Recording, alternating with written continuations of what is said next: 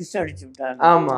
டேய் ஏன்டா இப்படி பண்ணுற சின்ன பொண்ணுப்பா, அவன் பேச்சு ஏட்டா இருக்கா அப்படின்னு சொன்னால் மறுபடியும் ஒன் மோர் இருப்பான். என்ன ஜிப்பு இழுத்து மூடுறது தானே. சான்ஸ் கிடைச்சா சான்ஸ் கிடைச்சா பண்ணுவீங்க. பண்ணணும்னு இருக்கு. வயசுக்கு தகுந்த மாதிரி தானே இருக்கும். என்ன ரோல் போகிறோம். ஒரு சீனில் நின்று நடித்தா கூட போகிறோம் சார், எங்களுக்கு மனசில் நிற்குதும்மா. ஜாலியாக இருப்பாங்க யங்ஸ்டர்ஸ். உன மாதிரி சின்ன பசங்க நல்லா ஜாலியாக பேசுவாங்க. சாக் பீஸில் அடிக்கிறது அவனை தான் அடிப்பேன், அட்லி தான் அடிப்பேன். விஜய் ஒன்றும் கொண்டு வந்துட்டாங்க. விஜய் படத்தில் வந்து நான் சொன்னேன் ஒன்று, நான் வந்து ஒரு மிரட்டல் டீச்சராக நடிக்கிறேன் அப்படின்னு. பண்ணுங்கன்னு போனேன், அவ்வளோதான். இது என்ன படத்தை கூப்பிட்டாங்க, சும்மா வந்து உட்காந்து இருக்கிறது நல்லா இருக்காது அப்படின்னு.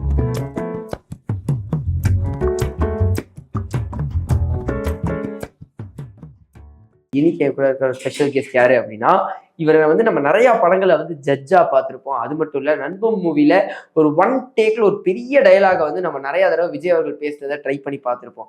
ஆப்போசிட்ல ப்ரொஃபஸரா நின்று அப்படின்னு அவரை வியந்து பார்க்குற மாதிரி ஒரு ஷாட் வரும். எஸ், நம்ம கூட இன்னைக்கு தீனதயாளன் சார் தான் இருக்காரு. அவர்கிட்ட நிறைய விஷயங்கள் அவரை பத்தி, அவரோட கெரியர் பத்தின்னு பேச போறோம். வாங்க பேசலாம். வணக்கம் சார். சொல்லுங்க சார். நண்பன் படத்துல எப்படி உங்களுக்கு சான்ஸ் கிடைச்சு? இப்ப சங்கர் சார் கூப்பிட்டாருன்னீங்களே, அவரே டைரக்டா கூப்பிட்டாரா? எப்படி அந்த சான்ஸ் வந்தது உங்களுக்கு? அது அட்லி இருந்துக்கான இல்லையாப்பா, புதுசா டைரக்டர். ஆமா, அட்லி வந்து சங்கர்கிட்ட அசிஸ்டண்டா இருந்தாரு. அவன் கூப்பிட்டு இன்டர்வியூ பண்ணேன். ஓ, உங்களை கூப்பிட்டு இன்டர்வியூ பண்ணாரு அட்லி? சாக் பீஸ்ல அடிக்கிறது அவனை தான் அடிப்பேன், அட்லி தான் அடிப்பேன். அட்லி தான் சாக் பீஸால அடிச்சிங்களா? அட்லி தான் அடிப்பேன். அதை வந்து விஜய் ஒன்றும் கொண்டு வந்துட்டாங்க. அந்த மாதிரி அட்லி இன்டர்வியூ பண்ணி அதுக்கப்புறம் அதுக்கு முன்னே வந்து சிவாஜி படம் இருக்கு இல்லையா? ஆமா, அதில் ஆடிட்டர் உட்காந்துருப்பேன். ஓ, சிவாஜி படத்துலயே வந்திருக்கீங்க? சிவாஜி படத்தில் டைலாக் இல்லை, வெறும் ஆடிட்டர் உட்காந்துருப்பேன். அப்புறம் வந்து இந்த என்ன படத்தை கூப்பிட்டாங்க, டைலாக் கொடு வரேன், 2 லைன் கொடு பேசுறதுக்கு. நான் வரேன் உட்காந்து 4-5 நாள் கூப்பிட்டாங்க.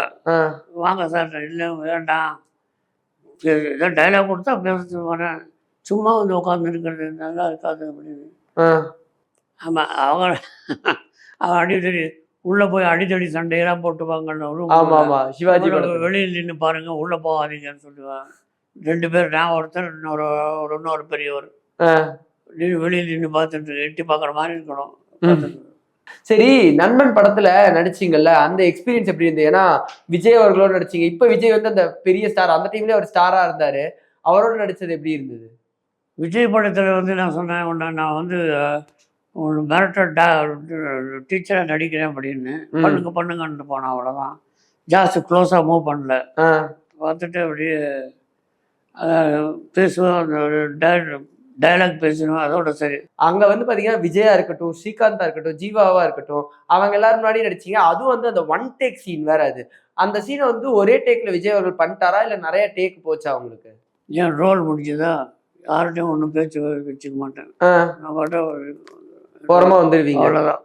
என் ரோல் முடிச்சதா மறுபடியும் கண்டினியூஷன் இல்லைன்னா போட்டுருவேன். என் ஏஜ் குரூப்பில் யாரும் இல்லை. ஆமாம், அவளை ஜாலியாக இருப்பாங்க யங்ஸ்டர்ஸ். உன மாதிரி சின்ன பசங்க நல்லா ஜாலியாக பேசுவாங்க. நான் போய் என்னை பார்த்த விட ஒதுங்குவாங்க. இப்போ நான் I don't want disturb anybody. நம்மளால் வயசு இருக்கும்போது வசதி இல்லை, வசதி இருக்கும்போது வயசு இல்லை. அதனால் அந்த அவளை பார்த்து போராமல் பண்ணவும் கூடாது. இருக்கிற நல்லா என்ஜாய் பண்ணிட்டு இருக்கலாம், ஜாலியாக இருக்கலாம், அவ்வளோ இருக்கட்டும். பரவாயில்லையே. 85 ஆனாலும் ஜென்சி கிட்டு மாதிரி பேசுறீங்க. அந்த அளவு அது உள்ளுக்குள்ள இளமையாவே இருக்கீங்க. டக்கர் படத்தில் ஒரு பொண்ணுக்கு ஹீரோயின் அடிப்பாங்க. ஆமா, அந்த ஹோட்டல் சீன் தானே. ஹீரோயின் படத்தில் கிஸ் அடிச்சு விட்டாங்க. ஆமா, ஏன் அந்த டைரக்டர் வந்து சங்கர்கிட்ட அசிஸ்டண்டாக இருந்தவர். டேய் ஏன்டா இப்படி பண்ணுற சின்ன பொண்ணுப்பா, அவன் பேச்சு ஏட்டா இருக்கா அப்படின்னு சொன்னால் மறுபடியும் ஒன் மோர் இருப்பான். நான் என்ன சொல்லிட்டேன், மறுபடியும் அது போட்டு கிஸ் பண்ண மாட்டான்னு நினச்சேன். கிஸ் பண்ணான். சரி, எங்கள் வீட்டில் எங்கள் பேத்தி இருக்கா, கிஸ் பண்ண தாத்தா இருக்க. அது மாதிரி ஜாஸ்தி வந்து லேடிஸ் விஷயத்தெல்லாம் வந்து ஜாஸ்தி இன்வால்வ் ஆக மாட்டேன். பேசிட்டு ஜாலியாக பேசிட்டு ஒதுக்கி பண்ண தவிர லேடிஸ் விஷயத்தெல்லாம் போக மாட்டேன். அது போட்டோம்னா தப்பாக போயிடும். நடிச்சிருப்பீங்க இந்த ஜிப்பு வந்து அப் டவுன்னு. அந்த சீனுக்கு முதல்ல நீங்கள் ஓகே சொன்னீங்களா, இல்லை ஆக்வர்டாக இருக்கும், இது எப்படி பண்ணுறது, விஜய் அவர்களாக இருக்காங்க அப்படின்னு யோசிச்சிங்களா? என்ன ஜிப்பு இழுத்து மூடுறது தானே. சிலதெல்லாம் வந்து வேண்டாம்னு சொல்ல முடியாது, அது அவசியமாக இருந்தாலும். சரி, இப்ப நீங்க கூட நடிச்ச விஜய் வந்து அரசியலுக்கு வந்திருக்காரு, அதை எப்படி பாக்குறீங்க? விஜய் வந்து அரசியல் வர்றதெல்லாம் அவ்வளோ சரியில்லை. சரியில்லைன்னா அவங்களோட யோசனை பண்ணி பண்ணுறான். என்னமோ ஒரு சப்ஜெக்ட், ஒரு விஷயம் என்னன்னு கேட்டேன்னா, ஒரு சப்ஜெக்ட் பண்ணிட்டேன்னா சப்ஜெக்டில் நேம் வந்துருச்சுன்னா அது அப்படியே மெயின்டைன் பண்ணிகிட்டே போகணுமே தவிர அடுத்த சப்ஜெக்டு புதுசா இந்த சப்ஜெக்டும் போயிடும், அதுவும் போயிடும். அதனால் வந்து போகிறது தப்பு. அதனால ஒருவேளை என்ன பெட்டராக இருக்கலாம், சான்ஸு வரலாம், லக் இருக்கணும், அதிர்ஷ்டம் இருக்கணும். அரசியல்வாதிகள் போகிறதுக்கு நிறைய மைண்டு, குரூவல் மைண்டு எல்லாம் நிறைய இருக்கணும். என்ன மாதிரி ஆளுகளோட அரசியல்வாதிகள் லாய்க்கே இல்லாத ஆளுகள். நாங்கள் அதை பற்றி நினைக்கிறதே இல்லை. யார் என்ன நம்ம வேலை என்ன நமக்கு பார்த்துக்கணும், பார்த்துட்டு அப்படி போயிடலாம். விஜய் அவர்கள் சிஎம் ஆகிட்டா சந்தோஷப்படுவீங்களா? படம் பார்ப்பேன், சந்தோஷப்படுவேன். அஜித்தோடையும் கமல்ஹாசனோடையும் நடிக்கல. அஜித் சாரோட நடிக்கணும்னு ஆசை இருக்கா? இன்னும் அவர் கூட நடிக்க அஜித்தோட பண்ணணும்னு தோன்றது. சான்ஸ் கிடைச்சா பண்ணுவேன். சான்ஸ் கிடைச்சா பண்ணுவீங்க. சான்ஸ் வந்துச்சா? ஏதாவது சான்ஸ் மிஸ் பண்ணீங்களா அவரோட படத்துல நடிக்கிறதுக்கு? இல்லை, கூப்பிடுவேன், எந்த படம் சான்ஸ் கிடைக்கல. கமல்ஹாசனோட படத்துலையும் பண்ணல. சரி, எப்பயாவது தோணி இருக்கா, ஏன்னா கூப்பிட்டு ஒவ்வொரு சீன் மட்டும் கொடுக்குறாங்க, கொஞ்சம் லென்த்தியான கேரக்டர் கொடுத்தா நம்மளும் பர்ஃபார்ம் பண்ணுவோமே அப்படின்லாம் தோணி இருக்கா? எப்பயாவது ஃபுல் லென்த்தா நம்ம ஒரு ரோல் பண்ணணும்லாம் ஆசை இருந்திருக்கா உங்களுக்கு? அதனால வந்து பண்ணணும்னு இருக்கு. வயசுக்கு தகுந்த மாதிரி தானே இருக்கும். என்ன ரோல் கொடுக்க போகிறாங்க? கரெக்டு தான். ஏதோ ஒரு சீன் 2-3 பேர் வந்து ஒரு சீனில் நின்று நடித்தா கூட போகிறோம் சார், எங்களுக்கு மனசில் நிற்குதும்மாங்க, ஞாபகம் வச்சுருப்பாங்க. ஆமாம், அது இன்னும் எனக்கு தெரியாது. நான் வந்து ரொம்ப பெரிய மனுஷன், ரொம்ப பெரிய நடிகர் நான் சொல்ல மாட்டேன். எப்போ அந்த பழக்கம் கிடையாது. நான் தான்ங்கிற இதே கிடையாது. எல்லாம் மேலே இருக்கிற ஆட வேண்டியது, அவ்வளோதான். இன்னைக்கு உங்களோட பேசணும்னு யாரையோ எழுதி வச்சிருப்பான், எங்கேயாவது எழுதிருமா, அதனால உங்களோட பேசுகிறேன், இல்லைன்னா கிடையாது. சரி, ஆனால் நீங்கள் உங்களுக்கு பார்த்தா பெரிய டேரக்டர் நிறையா பேர் கூட வேலை பார்த்துருக்கீங்க. சொல்ல போனால் Shankar sir, Bala sir, Gautham Menon sir, இத்தனை மாதிரி பெரிய டேரக்டரோட ஒர்க் பண்றீங்க. உங்களுக்கே தோணுமா, பரவாயில்லையே நம்மள நிறைய பெரிய டேரக்டர் கூப்பிடுறாங்கன்னு தோணி இருக்கா? இந்த ஹெட் வெயிட் எல்லாம் கிடையாது, எப்பவும் கிடையாது. எப்பவும் ஒரே நார்மல் தான். இப்போ எப்படி இருக்கேன்னா அதே மாதிரி தான். யார் என்னோட நின்று பேசுகிறாங்க. என்கிட்ட வந்து நான் டிவிஎஸ் வேலை செய்யும் போது பில்டிங் சூப்பர்வைசராக இருந்தேன். 50 வருஷம் ஆச்சு. ஏதாவது சித்தாவில் என்னை பார்த்து பேசுகிறா, நின்று பேசுவேன். யாரையும் வந்து இக்னோர் பண்ண மாட்டேன், யாரையும் கேவலப்படுத்த மாட்டேன். என்ன வேலைக்காரி தானே, அந்த மாதிரிலாம் கிடையாது. நின்று பேசுவேன் யாராக இருந்தாலும். ஆனால் எங்கே போனாலும் எல்லோரும் மரியாதை கொடுப்பா. எந்த ஸ்டேஜ் எந்த இதுக்கு போனாலும். இந்த நண்பண்டார் நடிச்சேன் உதயநிதியோட. ஆமாம், அதில் போனோன்னா அவன் வந்து ரெட் ஜெயின்ட்னு நினைக்கிறேன். ரெட் ஜெயின்ட், ஆமாம். அவன் தான் பேமெண்ட் நல்லா பண்ணுவான், டைமுக்கு கரெக்டாக நல்லா பண்ணுவோம். 2 நாள் தங்கியிருந்தேன் கும்பகோணத்தில். நான் ரூம் ரெண்டு நான் கொடுத்துக்கிறேன் சார்னா, நான் எக்ஸ்பெக்ட் பண்ண மாட்டேன். சில படத்துக்கு போவேன், படம் காசு கொடுக்குறேன், நான் வேணான்னு சொல்லிட்டு வந்துடுவேன். ஏன்? நான் வந்து வவுச்சர் போட்டு நிறைய பேருக்கு நான் கைது போட்டு பேமெண்ட் பண்ணிட்டுருக்கேன் ஆஃபீஸில்.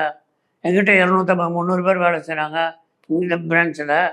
12 பிரான்ச் இருக்கேன். நிறைய பேருக்கெல்லாம் நான் கொடுத்துட்டு இருக்கும்போது நான் சும்மா பாக்கெட் எக்ஸ்பென்சஸ், இப்போ பாக்கெட்டில் 5000 ரூபா இருக்க செலவு பண்ணிட்டு இருப்பேன் டெய்லி போகிற வரத்துக்குள்ள.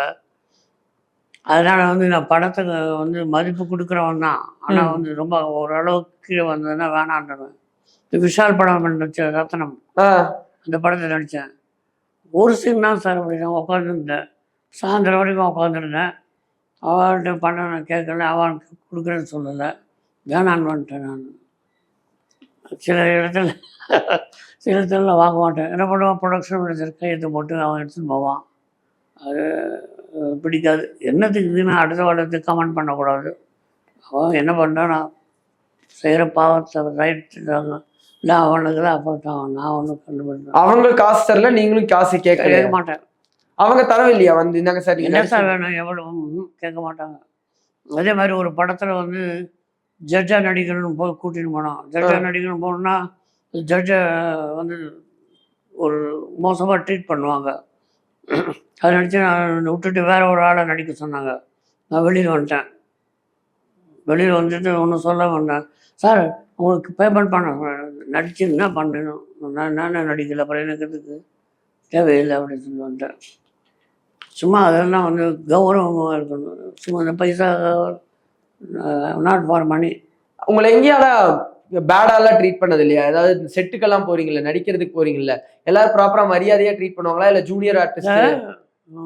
விக்ரம் படம் ஒன்று நடந்தது, சரியாக ட்ரீட்மெண்ட் பண்ண மாட்டாங்க. டிஃபன் காஃபி கூட சரியாக கிடைக்காது. சரி, அதை போய் அவங்கள்ட்ட போய் என்னத்துக்கு பேசுவான்னு ஒதுக்கிடுவேன், ஒதுக்கி நின்றுடுவேன். இல்லை இல்லை பேர் மறந்து போச்சு. ஆனா அங்க உங்களுக்கு கரெக்டா ட்ரீட் பண்ணல அந்த படத்துல? சரி பார்த்து 600 கொடுக்குறேன், 500 கொடுக்குறேம்மா, இதில் போய் பார்கெயின் பண்ணுவாங்க, இதெல்லாம் வேணாம். ரஜினி சார் கூடயும் நடிச்சிட்டீங்க, விஜய் சார் கூடயும் நடிச்சிட்டீங்க, தமிழ் சினிமாவோட டாப் ஆக்டர்ஸ் 2 பேருமே. அது எப்படி இருக்கு உங்களுக்கு ஆக்சுவலி? நான் ஒன்றும் டிஃபரன்ஸ் தெரியல. விஜய் என்ன ரோல் இருக்கோ அந்த ரோலோட இப்படி தான் பண்ணணும், அப்படி தான் பண்ணணும் ஐடியா வச்சுப்பான். இப்போ வந்து நண்பன்டா படத்தில் நடிக்கும்போது அந்த கூட நடித்தாங்க மேடம், ஹோமை பாரியான்னு அந்த அம்மா பேர். அந்த அம்மா வந்து அவருடைய ஹஸ்பண்ட் வந்து சிலோனில் ஆர்மியிலேருந்து தான் வரும். அவரோட கூட நடிக்கும்போது எப்படி நடிக்கணும், ரொம்ப க்ளோஸாலாம் சேர்ந்துலாம் நடிக்க மாட்டோம். புரியுது. ஹஸ்பண்ட் அண்ட் ஒய்ஃப்னா ஒரு லிமிட், அதுலேயும் லிமிட் இருக்குது. சில படத்தில் வந்து சில அட்வர்டைஸ்மெண்ட்டில் வந்து க்ளோஸுமா இதான் க்ளோஸ், இதுக்கு மேலே க்ளோஸ் பண்ணால் நல்லா இருக்காது. நானே சொல்லிட்டேன், இதுக்கு மேலே க்ளோஸ் ஓடி போய் ஜாக்கெட் இப்படி பண்ணுவான். சார் என்ன பண்ணுவான், அவனாச்சு நம்மள போய் பேசக்கூடாது. அதனால் வந்து சில விஷயங்கள்லாம் கொஞ்சம் கட்டுப்பாடோட ரெஸ்ட்ரிக்ட் பண்ணிட்டு தான் இருக்காங்க. இப்போ ரீசெண்ட் டைம்ஸில் கொஞ்சம் வருஷமா நீங்கள் நடிக்காமல் இருந்ததுக்கான காரணம் என்ன? கொஞ்சம் இந்த நடிப்புலேருந்து இடைவெளி விட்டுட்டீங்களா நீங்கள், இனிமேல் நடிக்க வேண்டான்னு? அது யாரும் கூப்பிட்டா தான் நடிக்கிறதுக்குன்னு போகிறேன். நான் போய் எனக்கு சான்ஸ் கொடுங்கன்னு கேட்கறதில்ல. சங்கர் படத்தில் வந்து நண்பன் படத்தில் நடித்தேன், கூப்பிட்டாங்க. சார் உங்கள் டைலாக் பேசு, நீங்களே டைலாக் பேசுங்க. நான் இல்லை, அவங்க என்ன எழுதி கொடுத்தாங்களோ அந்த டைலாக் தான் பேசுவேன். நம்ம பேசி டைலாக் கெட்டு போயிடுச்சுன்னு சொல்லக்கூடாது. இல்லை, நம்மளால எந்த இதுவும் கெட்டு போயிடுச்சுன்னு சொல்லக்கூடாது. அது மாதிரி பண்ணுவேன். எந்த ஒரு வியாபாரம் ஆரம்பித்தாலும் அது அந்த ஃபண்ட்ஸை வந்து மேலே இதுக்கு மாற்றக்கூடாது. எப்போ ஒரு சிஸ்டம் 50 லட்சம் ரூபா போட்டால் அதை இருக்கிறத எடுத்து மாற்றினோம்னா இதுவும் கெட்டு போயிடும், அதுவும் கெட்டு போயிடும். அதனால் நான் வந்து அகாடமியில் இருந்தபோது இது வரைக்கும் ஒரு 15-20 லட்சம் ரூபா செலவு பண்ண எல்லாம் எடுத்திருக்கேன். அதுக்கு மேலே பண்ணுறதுக்கு நான் நாட் இன்ட்ரெஸ்டட். முடிஞ்ச வரைக்கும் போகிறோம் அப்படிங்கிற வரைக்கும் நிறுத்தி வச்சுருக்கேன். யாரும் ஏதாவது பண்ணாங்கன்னா பண்ணுவேன், இல்லைன்னா பண்ண முடியலன்னா அதுவும் பகவானுடைய சித்தம் கொடுத்தா பகவான் பண்ணணுன்னா பண்ணுவேன், இல்லைன்னா இல்லை. அண்ட் இந்த ஒரு பேட்டிக்கு ரொம்ப ரொம்ப நன்றி சார். நிறைய விஷயங்கள் உங்களை பற்றியும் பேசுங்க, சினிமாவை பற்றியும் பேசுங்க. ரொம்ப நன்றி சார். தேங்க்யூ.